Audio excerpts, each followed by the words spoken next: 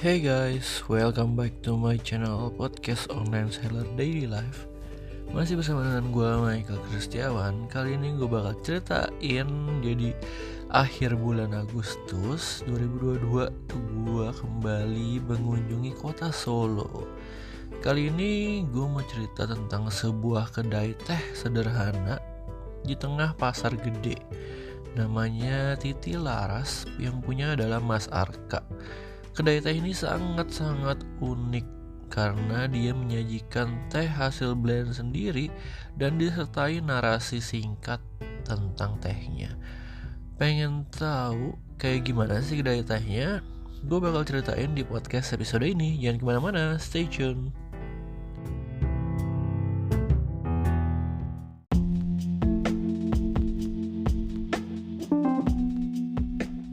Oke, di podcast episode ini gue bakal ceritain tentang kisah gue berkunjung ke sebuah kedai teh sederhana. Namanya Titi Laras. Dia berada di Pasar Gede, lantai 2-nya di kota Solo. Nah, dia jam bukanya itu kalian bisa lihat di Instagramnya ya, Titi Laras. Karena jam bukanya menyesuaikan dengan keadaan si Mas Arkanya ya. Jadi suka-suka dia jam buka jam berapa. Jadi gue harus selalu update ketika gue mau mengunjungi kedai teh itu. Dia juga bilang kalau jam segini dia akan istirahat makan siang, dia akan istirahat makan malam. Semuanya diinfoin di sana. Karena ketika gue datang, yang jaga itu cuman Mas Arka doang seorang. Jadi waktu itu malam-malam sih gue datang. Sekitar jam 7 malam gitu gue mampir. Letaknya di lantai 2 ya, Pasar Gede. Gue parkir di luar Pasar Gede, terus naik tangga. Di sana melewati banyak tenan-tenan makanan ya. Malam-malam cukup rame. Jadi lalu kita mesti ke daerah tengah-tengahnya Pasar Gede. Terus menemukan deh ada kedai teh namanya Titi Laras. Letaknya tuh di pojokan gitu dia nyewa.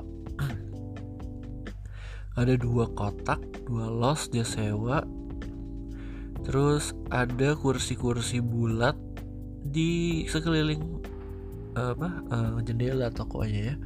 Jadi ada 6 karena dia ada di pojokannya, dia bisa 2, yang tengah bisa 4 ya. Nah terus ketika kita datang itu kita nggak dikasih menu. Jadi mau nggak mau kan kita harus nanya nih. Nah disinilah narasi atau storytelling dan percakapan itu dimulai ketika kita bertanya menunya apa ya mas ya. Nah Mas Arkanya langsung nanya nih, kamu sukanya teh atau kopi? Kemudian tehnya ditanya mau yang panas atau yang dingin. Nah saking panasnya kota Solo siang hari itu, maka gua memutuskan untuk meminum teh dingin untuk pembuka. Terus dia jelasin nih, ada teh dinginnya dia ada 2 tipe yang lagi diracik hari itu. Ada yang seger sama yang rasa tisan, jadi pakai bunga-bunga gitu. Nah gue lebih milih yang seger ya karena menggunakan sirup. Jadi dia semacam mixologi gitu ya, tehnya black tea mungkin ya dicampur sirup ini jadi rasanya seger banget. Harganya kalau nggak salah 25.000 untuk segelas teh seger itu. Habis itu gue memilih untuk mencoba salah satu blend dia yang disajikan dalam keadaan panas. Nah di sini ada narasi kedua ketika dia menceritakan ada 3 jenis blend yang dia sajiin untuk malam hari itu. Jadi mungkin ya, ini gue juga nggak tahu. Bisa aja ketika lu bulan depan kesana tehnya beda lagi gitu ya, tergantung lu dia punya ready stocknya apa. Cuman pas lagi gue kesana itu cuma 3 jenis blendnya. Dia ceritain dan dibukain tuh tehnya satu-satu. Ada yang kembang setaman, itu blend punya Mbak Wening ya dari Hitati. Dibukain, diceritain lumayan panjang sih. Jadi ada filosofinya kenapa dia bikin kembang setaman itu, diinspirasi dari apa. Terus gue disuruh mencium aromanya. Habis itu ditutup, kemudian dia ganti ada wajah Pasar Gede. Dan lo tau lah itu kalau pasar itu kan aromanya bener-bener aroma pasar ya, kayak bau kayu atau aroma earthy gitu ya pasar. Ya aromanya seperti itu. Jadi gue tidak tertarik karena memang teh ini subjektif sekali ya, aromatik. Preferensi aromatik orang-orang kan beda-beda. Terus yang terakhir dia menceritakan blend dia. Yang kedua tadi kan ada wajah pasar gede tuh yang pertama ya. Terus yang kedua hujan apa gitu, gue lupa deh. Oke, rintik hujan. Puitis banget sih Mas Arka ini ya. Jadi dia inspirasinya ceritanya lagi di taman, hujan-hujan, dingin, semeriwing. Nah gue tertarik nih, langsung gue order. Dan dia ceritanya lumayan lama sih tentang teh hujan itu.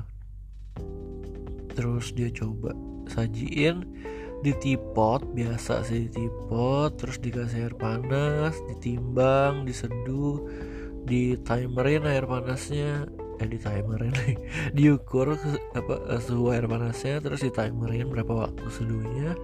Habis itu dikasih saringan ke kita, disaring, lalu kita minum. Nah ini rasanya sih unik ya, jadi ada wangi-wangi mintnya gitu, dan aftertaste-nya itu di tenggorokan tuh dingin karena nggak tahu kenapa ya, mungkin mintnya nyampe ke tenggorokan ya. Jadi ini enak banget gitu rasa tehnya, walaupun panas, tehnya panas, tapi ketika aftertaste-nya tuh agak adem. Nah ini gue seduh 2 kali karena memang enak rasanya. Terus gue coba campurin ke es, jadi lebih enak lagi. Nah, yang mau gue ceritain di sini adalah bagaimana cara Mas Arka ini men-treatment customer-nya satu-satu. Diajak ngobrol, diceritain tehnya satu-satu, semuanya diceritain. Filosofinya mau coba, terus habis itu ditanya gimana rasanya, apakah ada dinginnya atau apa ya. Diajak ngobrol, bener-bener customer relation-nya tuh baik banget ya. Terus ada yang baru datang lagi, kemudian ya diajak ngobrol lagi, ditanyain kayak gue. Nah kelemahannya bisnis seperti ini adalah ini tergantung sama si Mas Arkanya. Kalau Mas Arkanya nggak ada, ya dia nggak bisa buka dan dia nggak dapat duit. Bener dong, karena ya itu dia yang masih one man show menceritakan ke customer-nya. Kok gue jadi malah membahas bisnis ya. Ya udahlah, nggak apa-apa, sekalian aja. Jadi keuntungannya bisnis ini sangat-sangat unik, artisan. Nah ini terjadi bisa rame menurut gua, karena di sebelahnya itu ada namanya The TFP Kopi Warung. Itu 2 tahun yang lalu gue datang masih sepi. Di Pasar Gede juga, lantai 2 sisi luar. Ini ada chef, ceritanya chefnya itu dari Bali atau dari UK kalau nggak salah, dari Inggris. Dia belajar, terus dia lagi pulang ke pasar di Solo, terus dia masak di sana. Dia nyewa tempat, dia masak. Waktu zaman gua datang 3 tahun yang lalu ya, itu benar-benar masih sepi. Gue cobain makanannya enak semua, good quality. Jadi pastanya enak, atau lagi tuh gue jadi lupa, meatballnya juga enak, benar-benar kayak kita rasa Eropa lah, mantep. Habis itu dia delegasiin itu ke staffnya. Sekarang jadi ramai banget, gue gak ngerti lagi. Kemarin gue lewat tuh rame banget, karena dia juga jualan kopi, jualan makanannya juga enak, harganya gak gitu mahal, dan itu bisa di scale up. Nah menurut gue sih Titi Laras ini bisa banget nih untuk di scale up dengan narasi-narasinya, dan dia punya konten tuh outstanding banget sih menurut gue ya. Karena teksnya, ya lu lihat aja di Instagram Titi Laras tuh, captionnya tuh benar-benar puitis semua. Gak tahu bisa dapat ide dari mana tuh teksnya. Memang orang-orang yang dikaruniai anugerah membuat kata-kata itu sangat hebat. Bisa gitu loh, kata-katanya puitis banget.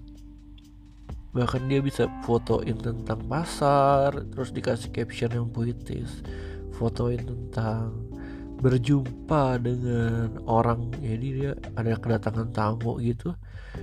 Dia tulisnya tentang gini, semesta yang mempertemukan kita. Waduh, puitis banget kan.